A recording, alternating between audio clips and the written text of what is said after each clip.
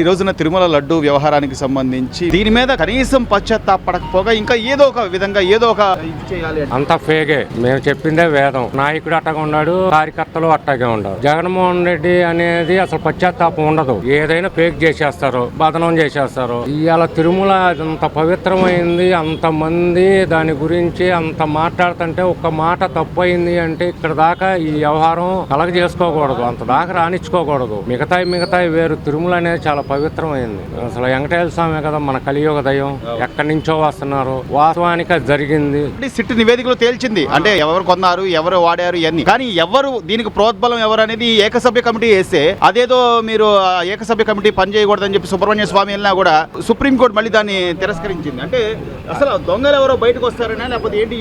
దొంగలు వస్తారనే కదా బయటికి. ఇప్పుడు సుబ్బారెడ్డి అసుకుంటే వాళ్ళే కూడా జరిగిందని చెప్పాడు. అసుంటి వ్యక్తి నువ్వు ఉండవు కాబట్టి అతను జరిగిందన్న దానికి ఏమంటే జరిగిందట్టుకుంది నాకు తెలియలేదు, నేను క్షమాపణ చెబుతున్నాను. మాన్యువల్ గా అక్కడ నిజంగా జరిగింది, ఏదో పొరపాటు జరిగింది ఒక మాట అంటే ఇది ఇక్కడ దాకా వచ్చేది కాదు. సో ఈ రోజున తీసుకొస్తున్న సమూల మార్పులు గానీ సాక్షాత్తు హైకోర్టు కూడా ఒక విద్యాశాఖ మంత్రి గురించి బాగా చేస్తున్నారు, చాలా బాగా రియాక్ట్ అవుతున్నాడు అని చెప్పి బాగా నిన్న జస్టిస్ గారు వచ్చారు, ఆయన కూడా చెప్పాడు బాగుంది. మళ్ళీ ఆ లాయర్లకి గౌరవవేతనం కూడా 3,000 ఉండదు 10,000 చేశారు. విద్యా వ్యవస్థలో చాలా మార్పులు తీసుకొస్తున్నారు. ఇవన్నీ ఏంటంటే లోకేష్ గారు మాత్రం బాగా చేస్తున్నాడు. ఈ గవర్నమెంట్ ఇంకా కంటిన్యూ చేసుకుంటే మనకు రాబోయే భవిష్యత్ తరాలకు బాగా ఉపయోగపడేది. ఇప్పుడు కొద్దిగా అసెంబ్లీ సమావేశాలు కానీ లేకపోతే మండల సమావేశాలు కానీ సజావుగా సాగుతున్నాయి అనుకునే క్రమంలో నిన్న సోము వీర్రాజు లాంటి ఒక సీనియర్ బీజేపీ నాయకుడి మీద దాడికి పాల్పడడానికి అవునండి శాసన మండలి సాక్షిగా ఇప్పుడు వీళ్ళు ఎంత దాడికి పడ్డా సార్ వెంకటేశ్వర స్వామి ఊరుకోడు. ఆల్రెడీ వెంకటేశ్వర స్వామి గురించి ఒక ఆయన అబద్ధం ఆడంగానే మనసం ఎక్కేసాడు. వీళ్ళ బతులకు కూడా అంతే.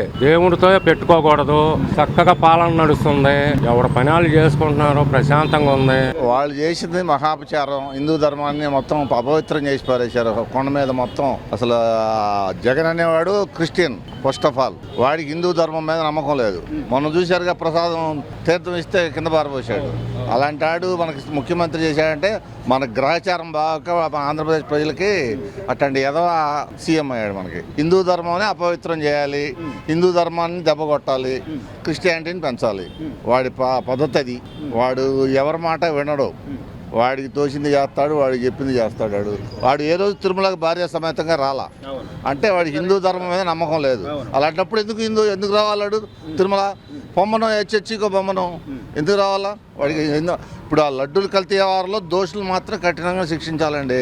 ఎవడైనా సరే వదిలేదు లేదు. బొమ్మన అయినా సుబ్బారెడ్డి అయినా ఎవరైనా సరే అక్కడ అపవిత్రం చేసిన వాళ్ళని గ్యారంటీగా కేంద్ర ప్రభుత్వం కూడా దీని మీద వీళ్ళందరూ గట్టిగా దీని మీద యాక్షన్ తీసుకోమని గవర్నమెంట్ మీద ఒత్తిడి చేయాలి.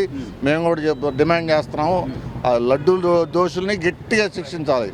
ఎట్టి పరిస్థితుల్లో నాన్ బెయిలబుల్ కేసులు పెట్టి అసలు బయటికి రాకుండా ఒక కనీసం 12 సంవత్సరాలు జైలు పడేట్టు చూడాలి వాళ్ళకి. రోజా సంగతి చెప్పండి. ఆ ట్రిప్కి ఒక్కొక్కరి దగ్గర 3,000 వసూలు చేసి ట్రిప్కి 10 మందిని వేసుకొని వారానికి 2 సార్లు తిరుమల వెళ్ళి బ్లాక్లో టికెట్లు అమ్ముకునే పరిస్థితికి వచ్చింది.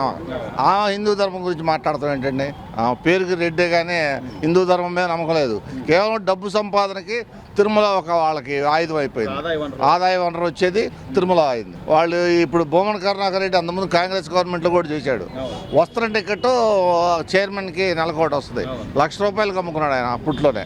అట్లాంటి ఎదవలను తీసుకొచ్చి మనకి చైర్మన్లు చేస్తున్నారంటే గవర్నమెంట్ని కూడా ఏమనాలో అర్థం కావట్లేదు.